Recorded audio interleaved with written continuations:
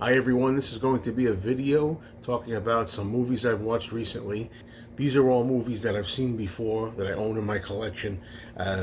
Nothing really new here for first time viewing, but all revisits.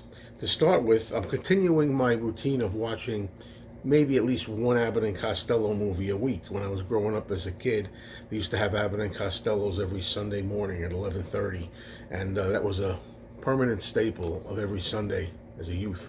So I continued with the film called In the Navy from 1941. And it comes from this series, a bunch of Abbott and Costello films. And there's In the Navy on the bottom there, with Dick Powell, you'll notice, who's really like the biggest star in that movie. You know, Abbott and Costello had released Buck Privates also in 1941, and it was a smash hit. So they went to make a second movie called Hold That Ghost, which I'll get to probably next time when I do one of these videos.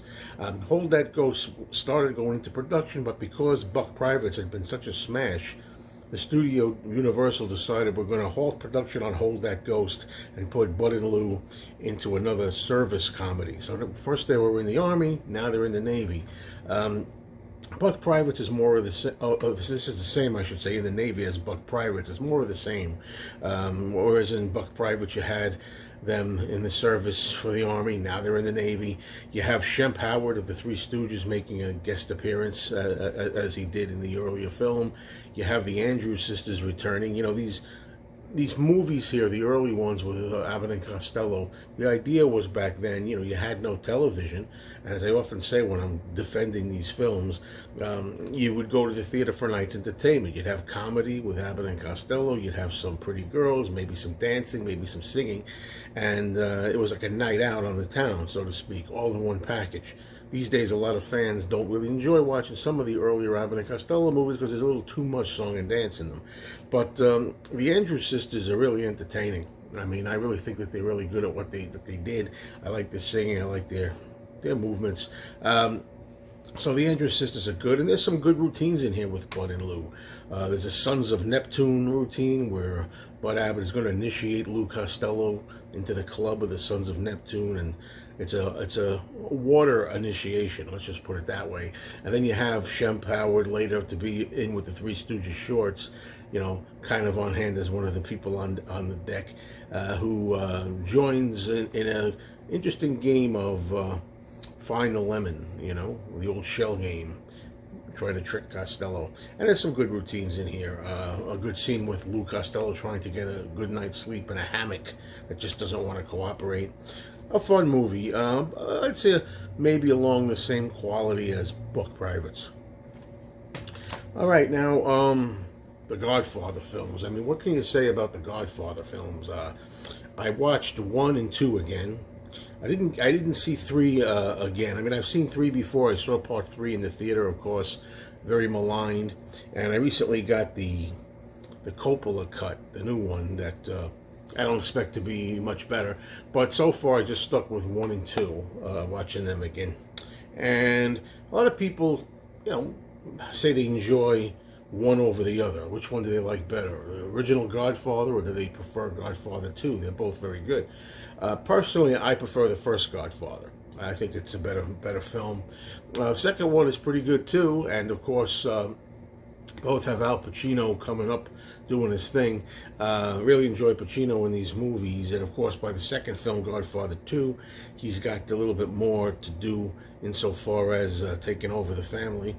I think that one is really just really good. It stands out because of Marlon Brando as Vito Corleone, and he's really you know, the figurehead of you know, the family, and you know, James Caan you have in there. In a way, I think James Caan, if I'm going to be a little bit critical, was a little miscast as Sonny, but he really works out well anyway with his temper. It's really good, and just a classic. I mean, the first film, you can't say enough about it. The first film and the whole trilogy actually warrant a video all on their own, which maybe I'll do some other time, maybe on another channel. But for now, let's just say The Godfather is really just a great film. It deserves its status. And the second one, as I said, it's very good, the second one. What I particularly like about the second one is that you have Robert De Niro playing a young Vito Corleone, in flashback sequences. So you have in part two the early days of Vito coming up and how he winds up kind of getting into this life that he would wind up having, how he kind of like starts becoming a crime boss, if you will, and his history. That's interspersed with the so-called modern, up-to-date scenes with Al Pacino. And I like that kind of contrast in it.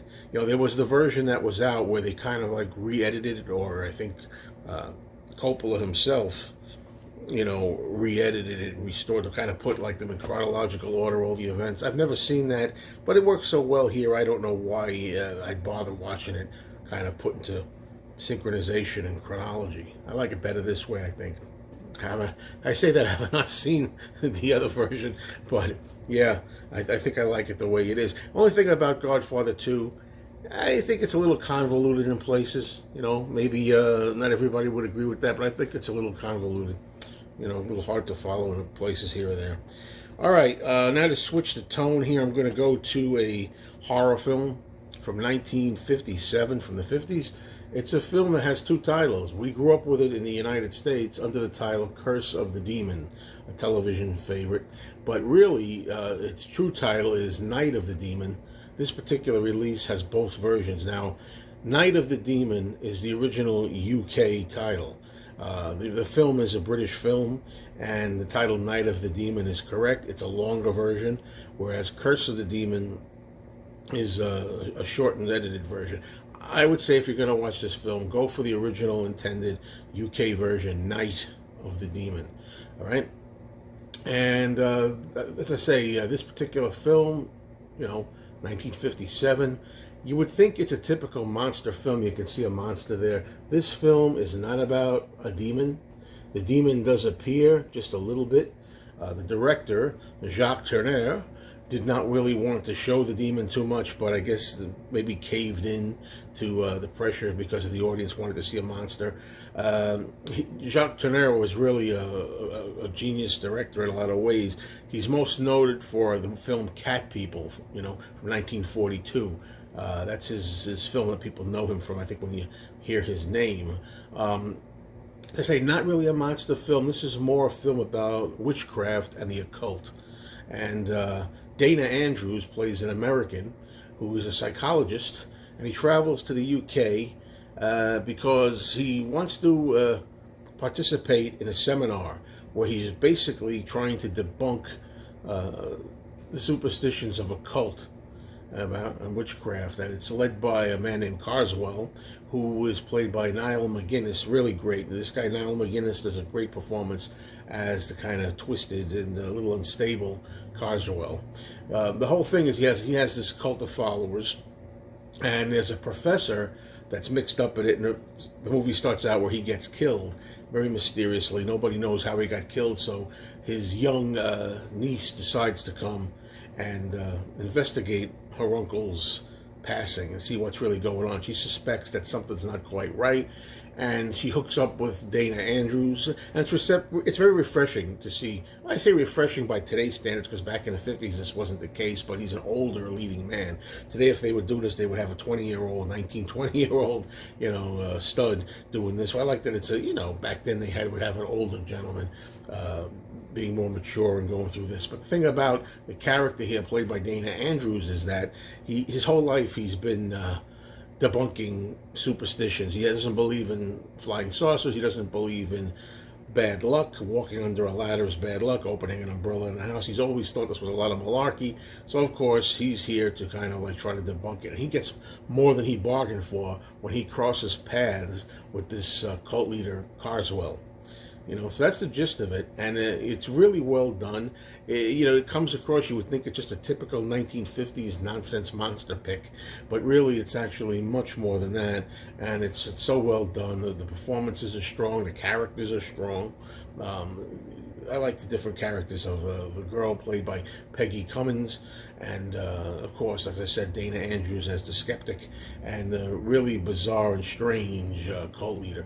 They're really good characters.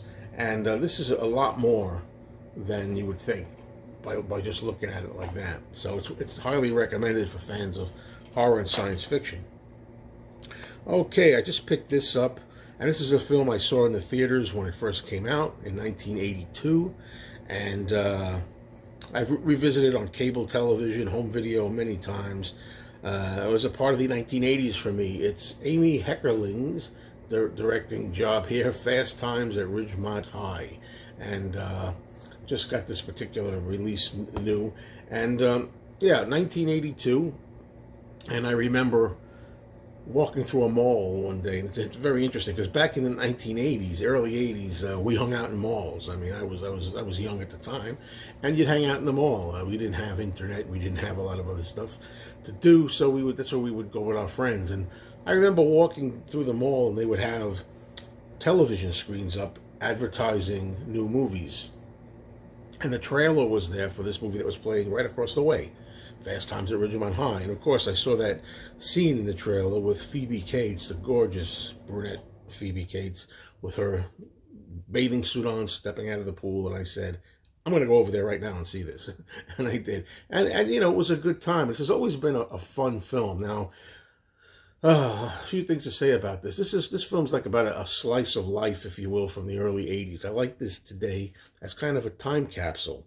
This is kind of like what was life like in the early 80s if you were a teenager, you know? This really nails it, and Amy Heckerling does a great job.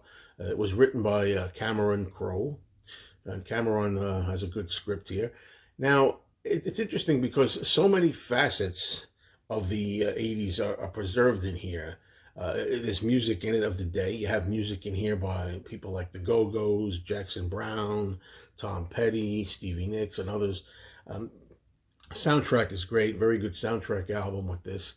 But it's really also showing everything that you did, like hanging out in the malls then and having video games around you, like, say, Miss Pac-Man and others. And it's about teen dating of the day when you used to go on your first dates and first experiences with love and sex, and sometimes the pain that comes with that.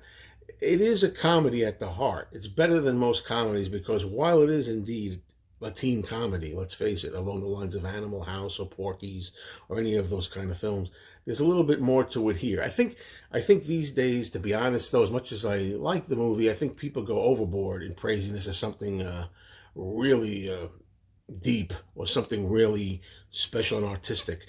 I don't want to put Cameron Crowe down or Amy Heckerling. I mean, it certainly has a little something else, but at the heart, it's just basically a teen comedy romp of the day, I think, at its heart, you know. Better than most, but still, let's not overblow it, you know. Now, interesting is that there are so many stars in this film, people who would later on go to be bigger than they were, but they got their start in here. Among them, of course, we have Jennifer Jason Leigh, who plays the young girl. She's only 15, I believe, but she tries to act like she's older, and she learns about what it's like to date and, you know, get involved. And I'll leave it at that. Phoebe Cates, who I mentioned in here, Judge Reinhold. We have Brian Backer, who plays Ratner, the geek. Really good performance by him. I like him in here. We have Robert Romanos, who plays the cool guy, you know, Damone. Hey, you know, hey, Rat, you can't miss with my special 5-point plan. I mean, the 5-point plan dictates the attitude that you don't care whether she comes, stays, lays, or prays. I mean, no matter what happens, your toes are still tapping. You know, I always remember the way that guy, I like that character, you know. And then we have Forrest Whitaker. I think that's where I first saw Forrest Whitaker, and Ray Walston, who plays Mr. Hand, the teacher, the no-nonsense teacher. Really good, for my favorite Martian, most noteworthy. And, of course, Eric Stoltz, and I'm going to not forget, because I have it written down back here, Sean Penn, of course. Sean Penn did stuff before this, but this is really where I first heard of him. And after this, Sean Penn, of course, never looked back. He's really famous. In his role here as Jeff Spicoli, stoned out of his mind since the 3rd grade, a surfer that's completely wasted all the time. And, you know, it's funny because he has a line in here at the end when he goes, "Awesome, totally awesome." And at the time, to say awesome, it was hilarious. It brought the house down every time. It was so unheard of. Awesome, totally awesome. Now, of course, every kid says that every other word. So awesome is not a really, you know, hilarious punchline anymore. But it was at the time. And yeah, so what can I say about it? You know, it's really, you know, enjoyable. I think it's overblown these days, but mostly I like it as a coming of age time capsule that perfectly nails and preserves the early 1980s experience. Okay, let's move on here. We got one more, and I saved this for last. It's not for everybody. You know, from time to time, I like a movie like this. You know, I just showed you the movie Night of the Demon, which I like as a horror film. Here's a complete schlockfest. You know, that it's not for the faint-hearted. This is a 1971 movie, and it's called Blood and Lace, and it advertises shock after shock after shock. Well, maybe for 1971, not so much today. Um, this is a movie that showed up when I first saw it on television, but it was edited somewhat. You know, still it was one of the stronger things you could find on TV as a kid growing up in the early 70s. This has Melody Patterson, which you may know from the TV series F Troop. She played Wrangler Jane, and she was really gorgeous. And in this film, her mom is murdered by a maniac wielding a hammer, and as a result of which, she winds up being an orphan. So she's in an orphanage run by the actress Gloria Graham. And Gloria Graham was an Oscar winner in the 1950s for Best Supporting Actress for The Bad and the Beautiful. And she also was in films like Oklahoma, and she's seen in It's a Wonderful Life. And it's always a kick to me when somebody that's really that good of an actress or an actor gets older and they wind up being in, you know, grade Z stuff like this. I mean, if you're into such a thing, it's just a kick, you know. So here she is playing the person who's the headmistress of this place, and she's a real sicko who is actually running this as a tight ship, so to speak. She has a henchman played by Len Lesser. Might not know the name Len Lesser, but if you watch Seinfeld, you'll know him as Uncle Leo, and he's also a character that on Everybody Loves Raymond. I forget who he plays in there. I forget what his name is on that show. But Len Lesser is the perfect bad guy. He made a lot of films where he played like a, you know, a gangster or a henchman or something like that. And he runs around assisting her. And things happen here. If the children that are here, I say children, they're more like teenagers. When the teenagers here try to escape, they're either caught and stuck up in the attic and tied up where they're denied water by the evil headmistress, or Len Lesser hunts them down and kills them, and then they come back and bring the bodies and stick them in a freezer. And of course, there's a detective on the trail here, you know, trying to figure this out. And who's the detective? The detective is played by none other by Vic Tayback. Vic Tayback is known as best remembered as Mel, the cook from the TV show Alice, starring Linda Lavin. He's the detective here, and it's fun to see him. So that's the kind of thing, you know, this is, you know, it's not a good movie, but the thing is, people will understand who are into this kind of thing. It's just ridiculous, yet there's some fun and tension in here and some horror in here. And to see these people, you know, doing this kind of roles like Vic Tayback, Len Lesser, and Gloria Graham is just a kick, as I call it. All right, so that's it for this installment, folks. Thank you, everybody, for watching. And I'll see you next time.